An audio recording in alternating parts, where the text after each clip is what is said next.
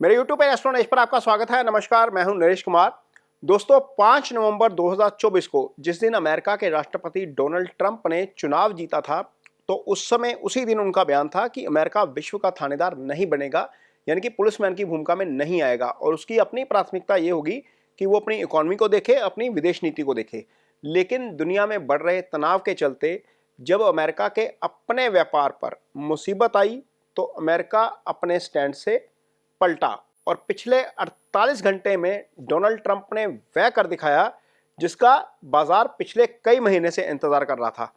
10 मई तक दुनिया के कई देशों में आपसी तनाव था और इसी कारण भारत में भी जब 9 मई को, जिस दिन शुक्रवार का दिन था, निफ्टी गिरावट के साथ बंद हुआ।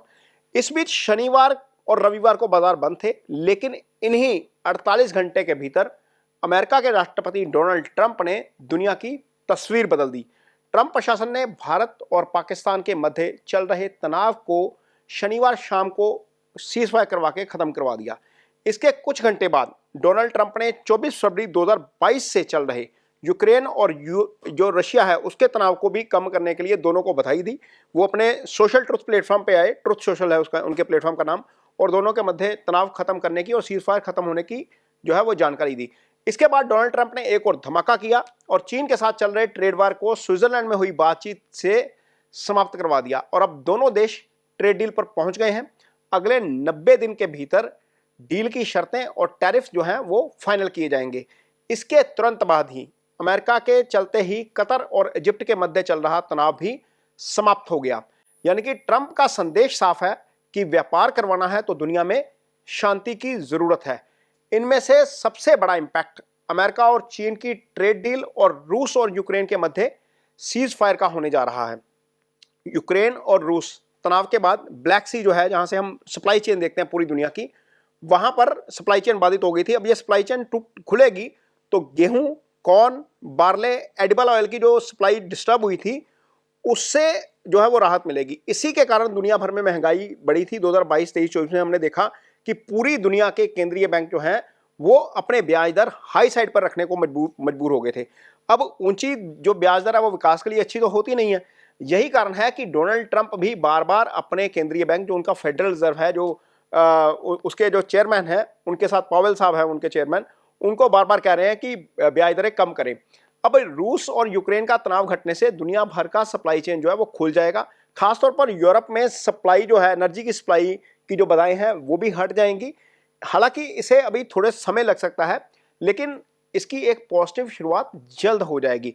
बाजार को ये बहुत बड़ी राहत की बात नजर आई है।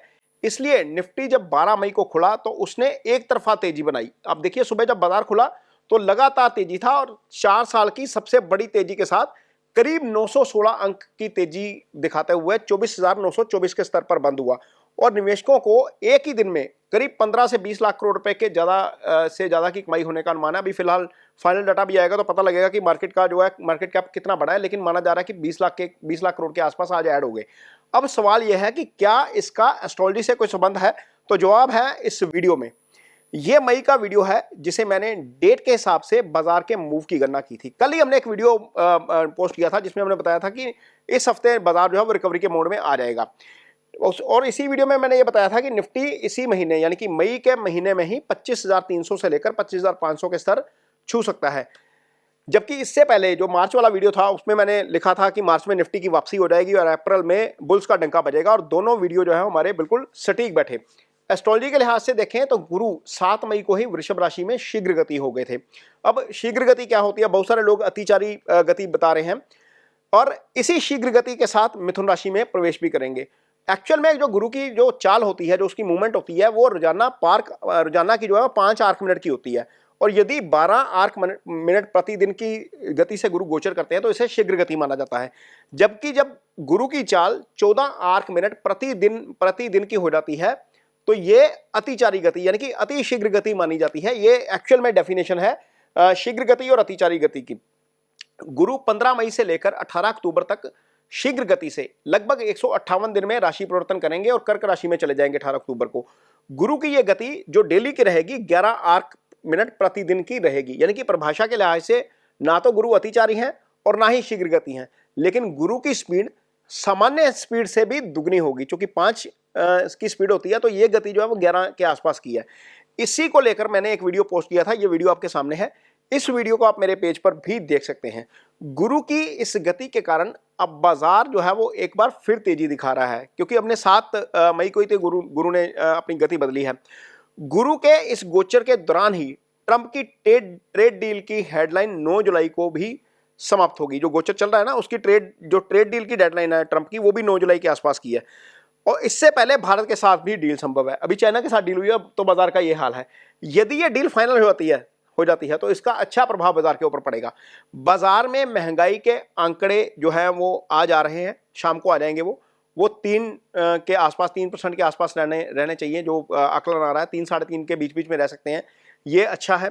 देश का जीएसटी कलेक्शन 2,37,000 करोड़ के आसपास का है जो पिछले महीने का, ये अच्छा है। डॉलर इंडेक्स की स्थिति देखते हैं तो वो बाजार के लिए बहुत अच्छी है। विदेशी निवेशक यदि हम देखते हैं तो मार्च में भी नेट बायर थे, अप्रैल में भी नेट बायर थे, हालांकि बहुत ज़्यादा बाइंग नहीं थी।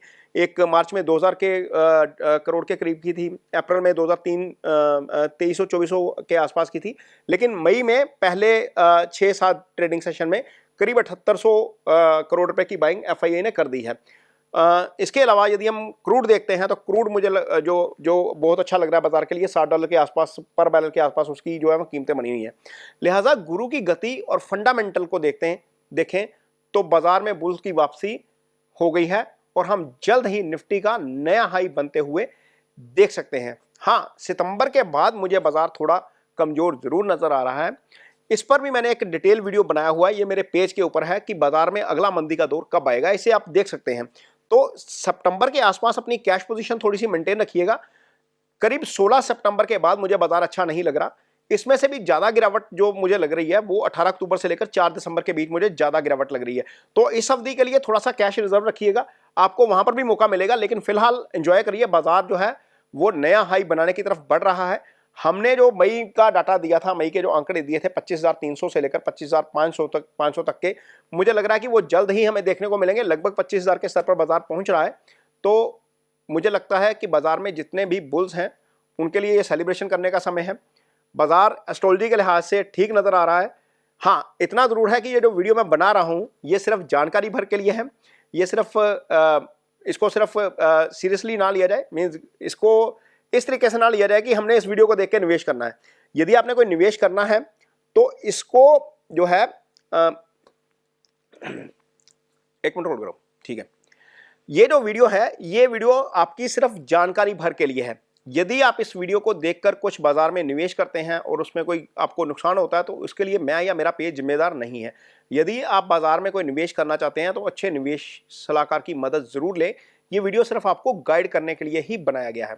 ये वीडियो आपको कैसा लगा इस पर कमेंट बॉक्स में अपनी राय जरूर दीजिए। यदि वीडियो अच्छा लगे तो इसे शेयर जरूर करिए, पेज को सब्सक्राइब जरूर करिए। इसके साथ ही मुझे दीजिए इजाजत। नमस्कार।